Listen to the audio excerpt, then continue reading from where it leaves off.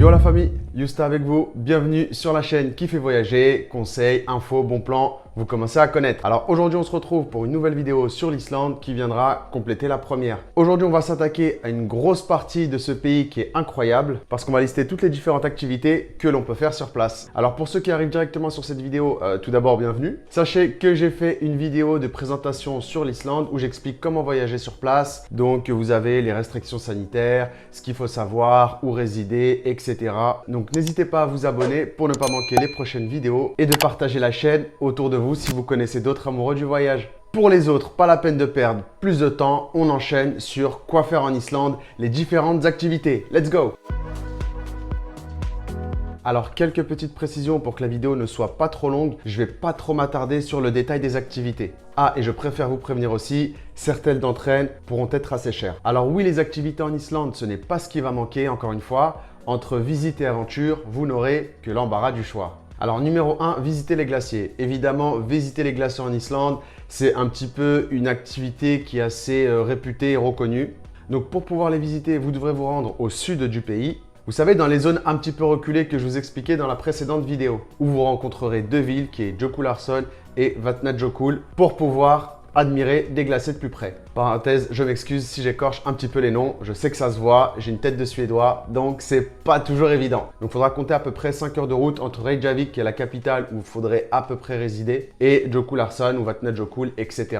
Donc on va s'arrêter sur cette dernière, Jökulsárlón, où vous pourrez visiter les grottes de glace qui sont absolument magnifiques. Et à Vatnajökull, vous aurez ce qu'on appelle la calotte de glace, qui aussi est absolument incroyable. Vous en prendrez plein la vue, ça c'est sûr. Alors évidemment, vous pourrez faire ce genre d'excursion par vos propres moyens, simplement avec votre véhicule de location. Donc vous pourrez faire des économies là-dessus et les visiter et en prendre plein la vue quand même. Vous pourrez également booker ce genre d'excursion sur TripAdvisor, Get Your Guide, etc.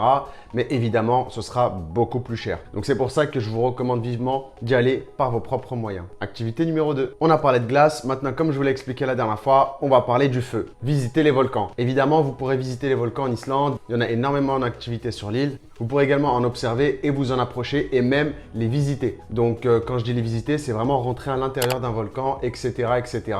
Alors je vous mets le nom de la ville juste au-dessus parce que je ne vais pas me risquer à écorcher ce nom parce que sinon je vais me faire charrier, je vous connais. Cette ville est par exemple à 1 heure de la capitale et vous pourrez vous y rendre assez facilement. Pour atteindre le volcan qui s'appelle comme ça, parce que évidemment je ne saurais pas le dire sans me tromper, il faudra se garer dans les parkings de la zone évidemment, donc qui se situe à peu près à 7 km à pied du volcan. Donc évidemment, qui dit 7 km dit une petite randonnée. Ça, je n'ai pas besoin de le préciser, mais ça en va de soi. Je vous avais dit que Islande et aventure allaient de pair. Les sentiers de randonnée, ils sont ouverts entre 6h et 18h. Le site est évacué, lui, aux alentours de 22h. La randonnée peut se faire également par vos propres moyens ou vous pourrez être accompagné d'un guide. Donc évidemment, je vous mettrai des liens en bas en description. Moi, sur la vidéo, je vous donnerai des prix approximatifs pour pouvoir booker des excursions. Si vous voulez plus de détails, je vous laisse checker ça en bas. Activité numéro 3. Alors le cercle d'or, c'est une expression qui désigne un circuit touristique qui est très fréquenté en Islande, c'est-à-dire le parc de Thingvellir, les chutes de Gullfoss et évidemment le champ géothermique appelé plus communément le geyser. Alors ça, je vous recommande vraiment d'y aller par vos propres moyens parce que c'est vraiment dans la région de Reykjavik, la capitale. Vous aurez peut-être 20, 30, 45 minutes à faire en voiture à peine. C'est vraiment beau, c'est vraiment sympa et vous serez enchanté de voir la nature dans toute sa splendeur. Évidemment, sur place, vous aurez des panneaux qui vous expliquent tout ce que vous voyez. Activité numéro 4. Donc ce pays regorge aussi de superbes cascades à visiter. La plus haute se situe à peu près à 40 mètres. C'est la seule chute d'eau dans laquelle on peut marcher juste derrière. C'est un sentier qui est bien aménagé, mais qui peut être un peu glissant, donc faites attention. Une expérience assez cool qui se situe à peu près à 2 heures de Reykjavik, la capitale. Évidemment, je vous ai décrit celle-là parce que c'est la plus haute, mais vous en aurez plein tout autour du pays, comme à Vatnajökull aussi, qui sont tout simplement magnifiques. Par contre, faites attention parce que ce sera la plus inaccessible, entre guillemets. Ce sera vraiment pour les grands aventuriers. Activité numéro 5. Alors depuis tout à l'heure, je vous parle de Reykjavik, des distances, etc. Mais Reykjavik reste la capitale, la plus grande ville et elle est aussi un petit peu à visiter. Alors moi personnellement, j'ai été au musée qui s'appelle Le Perlan, que je vous recommande d'ailleurs. On avait payé 25 € à peu près par personne. Je vous cache pas qu'au début, je me suis dit, ouais, voilà, un musée, on va regarder, ça va être sympa et fin. Encore une fois, j'ai eu tort. À l'intérieur, c'est archi grand. Il y a au moins 4-5 étages. Il y a une espèce de salle de cinéma où vous pourrez accéder et il vous montre un petit peu ce qu'est l'Islande. Il vous présente l'Islande avec des paysages absolument magnifiques. Vous verrez donc toutes les particularités du pays. Si vous voulez, ce musée, c'est un peu l'Islande regroupée dans un musée. Et ça, j'ai trouvé que c'était vraiment cool. Vous pourriez faire l'expérience aussi d'une petite grotte de glace à l'intérieur. C'était vraiment cool, c'était sympa. Vous pouvez prendre de belles photos là-dedans. Vraiment, le bâtiment est très bien conçu pour les touristes qui veulent vraiment s'imprégner du pays. Évidemment, vous pourrez retrouver des grands centres commerciaux. Alors, ce qui a été plutôt sympa, la particularité de ces centres commerciaux, c'est que vous ne retrouverez pas toutes les grandes chaînes que vous avez l'habitude de voir. Je vous dis une bêtise, Zara, Nike, etc., etc. La particularité, c'est que les pays nordiques ont leur propre marque, leur propre textile, etc. Donc, si vous allez là-bas et que vous vous dites, tiens, je vais aller dans tel et tel fast-food, vous pouvez oublier. Et justement, tout en haut des centres commerciaux, vous pourrez retrouver des food courts où vous retrouverez plein de fast-food aussi original les uns que les autres. Même nous, on avait réussi à trouver un espèce d'équivalent de burger halal où il était tenu par des Syriens et Marocains, je crois. Donc, on a pu manger halal, c'était cool. Je sais que c'est une question qui revient souvent. Donc voilà, je sais que vous pourrez en retrouver en Islande. Faudra bien chercher. Par contre, je préfère le préciser, le burger est coûté 20 € par personne.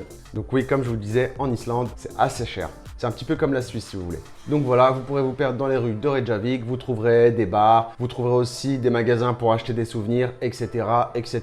Vraiment Reykjavik, je trouve que c'était une ville vraiment sympa. Activité numéro 6. Bon, je sais que celle-là, vous l'attendez depuis un petit moment. C'est bon, on arrête le suspense. On va parler des aurores boréales. Ah là là, les fameuses aurores boréales. Alors, je préfère vous prévenir tout de suite et vous ralentir un petit peu dans votre enthousiasme. Ça reste un phénomène naturel, donc on ne peut pas le prévoir à 100%. Donc, vous pourrez être amené à les voir comme à ne pas les voir. Je suis désolé de vous faire redescendre un petit peu, mais vous inquiétez pas, on va essayer de voir les meilleures conditions pour les voir ensemble. Je vous l'ai dit, yo soy un professionnel. Alors, condition numéro 1, évidemment, pour pouvoir observer les aurores boréales, il faudra partir au cœur de l'hiver, c'est-à-dire entre novembre et février, le solstice d'hiver, comme ce qu'on avait vu dans la vidéo précédente. Moi, personnellement, je vous recommanderais vraiment entre fin décembre et début février. Ce sera vraiment là où vous aurez vraiment le plus de chances d'en voir, même si quelques rares élus pourront en apercevoir entre avril et septembre. Alors, condition numéro 2, évidemment, vous pourrez les retrouver dans des lieux un peu plus sauvages, un peu plus reculés du pays. Il est conseillé d'aller au sud du pays pour essayer de les apercevoir. Évidemment, si vous allez tout au nord, vous aurez aussi un minimum de chances d'en trouver. Pourquoi aller dans des zones sauvages? Parce que la pollution liée aux villes obstrue un petit peu la vue, ramène cette espèce de buée un petit peu grisonnante qui empêche de voir le phénomène. Condition numéro 3, évidemment, il n'y a pas de vérité générale. Ce que je vous ai listé là, c'est vraiment les conditions pour avoir le plus de probabilité. Alors évidemment, vous pourrez en apercevoir dans les villes ou quoi, tout dépend. Moi par exemple, j'étais à Reykjavik et puis j'ai vu des aurores boréales. Évidemment, les aurores boréales que j'ai vues, c'était pas celles que vous pourrez apercevoir sur Insta ou sur Google Images. Elles étaient beaucoup plus simplistes si vous voulez. Mais si vous voulez vraiment en prendre plein la vue et voir un dégradé de couleurs magnifique, ce sera évidemment comme je vous ai cité avant. Évidemment, je vous mettrai un lien en description pour pouvoir observer les aurores boréales. Activité numéro 7. Alors je sais que là on vient de parler des aurores boréales et que vous vous dites c'est le Graal, mais calmez-vous, la vidéo n'est pas finie et je vais vous donner d'autres activités qui sont tout aussi folles.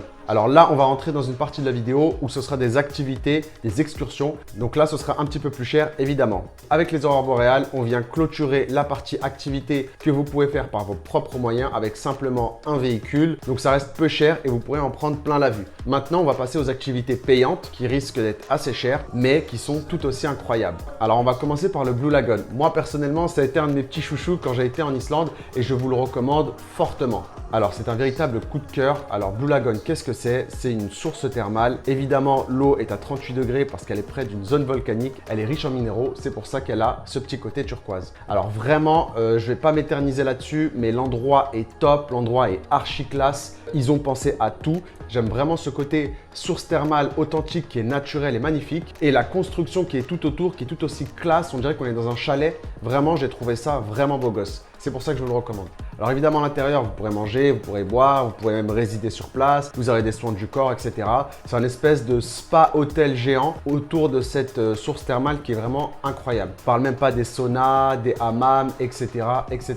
Vraiment, ils ont pensé à tout. Mais quand je vous dis qu'ils ont pensé à tout, je vous donne un exemple. Vous me direz, oui, ok, les sources thermales, c'est cool, mais moi, me promener en maillot de bain alors qu'il fait moins 10 degrés en haut, même si l'eau, elle est à 40, je veux bien. Hein. Mais le chaud-froid, choc thermique, etc., etc. Ce que je peux concevoir. Mais c'est sans compter sur leur piscine intérieure. Vous êtes à l'intérieur, vous vous mettez dans l'eau, ensuite vous ouvrez un espèce de portail et vous passez sur l'extérieur tout en étant déjà dans l'eau. Croyez-moi, vous ne sentez pas le froid. Nous, quand on y avait été, il faisait à peu près -2, -3, il neigeait, j'avais l'eau jusqu'aux épaules et je n'avais pas froid. Comme je vous ai dit, ils ont pensé à tout. Évidemment, je vous recommande d'y aller par vos propres moyens. C'est à peu près à 30 minutes de Reykjavik. Par contre, sur place, évidemment, tout ce petit luxe et ce petit confort magnifique a un certain prix. Donc, ça coûte à peu près 80 € l'entrée, où vous aurez une boisson offerte et un masque d'argile. Oui, parce que sur place, vous pourrez aussi faire un masque d'argile. Vous vous nettoyez à l'eau naturelle pour dilater les pores, détoxifier votre peau, etc., etc.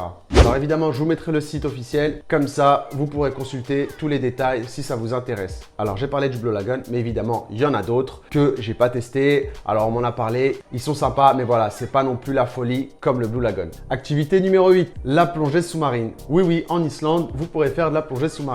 Alors, pour un décor assez fou, encore une fois, je dois l'admettre, vous plongerez dans la fissure Silfra. Alors, cette fissure est assez particulière. Donc, vous pourrez apercevoir beaucoup de personnes sur Instagram ou même sur d'autres vidéos quand ils vont en Islande et qu'ils font de la plongée. Hormis le décor qui est incroyable sous l'eau que vous pourrez apercevoir, avoir une main de part et d'autre des deux plaques tectoniques, eurasiennes et nord-américaines de l'autre côté. C'est vraiment incroyable. Je vous disais que ce pays était incroyable. Bon, je sais que ça fait un petit peu cliché de le faire, etc., etc.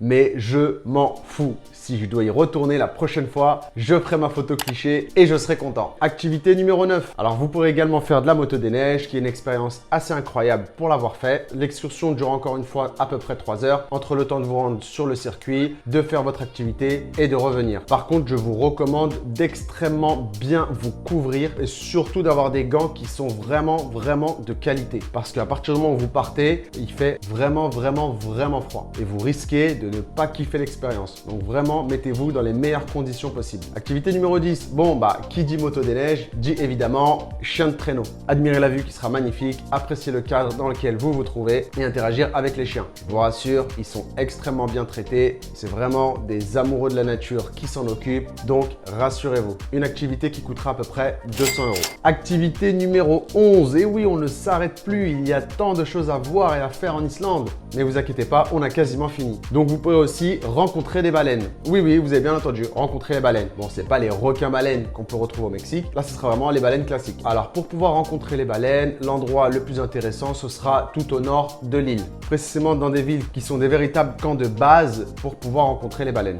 Je vais me mouiller cette fois. Des villes comme Akureyri ou Húsavík, qui sont des véritables camps de base pour observer les baleines. Alors de Reykjavik, il faudra compter à peu près 5 heures de route. Moi, je vous recommande d'aller sur place par vos propres moyens. Là-bas, vous partez en bateau avec des pêcheurs sur place et vous pourrez vraiment les approcher et les observer de plus près. Alors évidemment, encore une fois, ce sera là-bas où vous pourrez maximiser vos chances, où il y aura une forte probabilité de les rencontrer. Après, évidemment, vous pourrez booker l'activité. Vous pourrez partir directement de Reykjavik pour pouvoir en rencontrer également. La période pour pouvoir les rencontrer, ce sera plus entre avril et octobre, date à laquelle les baleines migratrices reviennent en Islande. Il faudra compter à peu près 75 € par personne. Et on va s'arrêter sur la 12e activité du pays, c'est-à-dire les plages. Vous allez me dire, ouais, les plages, c'est pas les Caraïbes, c'est pas turquoise, c'est pas le Mexique, etc. Vous allez voir que quand même l'Islande tire son épingle du jeu. Rappelez-vous, l'Islande, c'est une île qui a énormément de volcans. Donc, qui dit volcan, dit sable noir. Donc, un beau décor entre la mer, le sable noir, la falaise verte. Ça accentue le paysage et le décor est assez ouf. Vous aurez par exemple Diamond Beach, qui est une plage noire accompagnée de gros blocs de glace tout autour. C'est vraiment magnifique. Donc là, ce sera plus vers Vatnajökull que maintenant vous connaissez. Vous aurez aussi la plage de Reynisfjara. Vous aurez également d'autres plages comme celle-ci. C'est un paysage côtier de sable noir avec des colonnes aux formes gigantesques et géométriques qui surplombent tout l'océan Atlantique. On pourrait croire que ça a été fait par l'homme, mais ne détrompez-vous, c'est 100% naturel. Elles ont été façonnées par la lave et refroidies au fil du temps. Vous pourrez même escalader les rochers, mais faites quand même attention, c'est assez glissant. On peut également l'appeler la plage des trolls. Je pense que ce sera plus simple à retenir. Sans compter celle que l'on appelle la rivière jaune, qui doit son apparence à son contenu sulfurique dans la région. Bon, bref, je pense qu'on va s'arrêter là niveau activité. Là, vraiment, si vous n'avez pas de quoi vous éclater en Islande, si vous n'avez pas de quoi m'envoyer des photos, des vidéos, des témoignages de ouf, alors là, je peux plus rien faire pour vous. Vraiment là, je ne peux plus rien faire pour vous, les amis. Donc, cette vidéo, c'est les activités à faire en Islande. Et on va conclure cette vidéo sur les bars et restaurants. Bon, je vous cache pas que cette fois, j'ai pas vraiment de restaurant à vous communiquer ou à vous donner de bons plans ou quoi. Hormis évidemment ceux que vous pourrez trouver dans les food courts, dans les centres commerciaux, parce que là vraiment vous aurez du choix et du goût. Je vous cache pas que l'Islande, c'est pas trop l'endroit pour faire la fête ou pour découvrir des gastronomies un petit peu particulières. Vu le coût de la vie sur place, avec Mimi, qu'est-ce qu'on avait fait? Nous, on a ramené vraiment des provisions avec nous dans nos valises, des pâtes, du thon, des chips, du pain. Vous voyez, quelques petites provisions qu'on est parti compléter en allant au supermarché avec des sauces, des accompagnements, etc., etc. Donc, dans notre hôtel, il y avait un petit coin kitchenette pour pouvoir faire à manger.